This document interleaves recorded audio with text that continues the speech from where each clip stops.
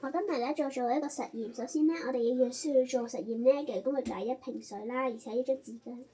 首先咧，將個樽裝滿水，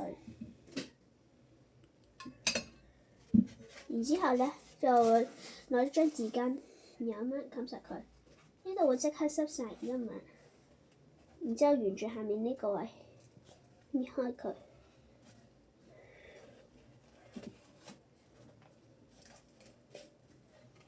然之後咧，正常嚟講，如果我哋就倒住杯水，應該係會漏晒水啦。但係不過睇下而家，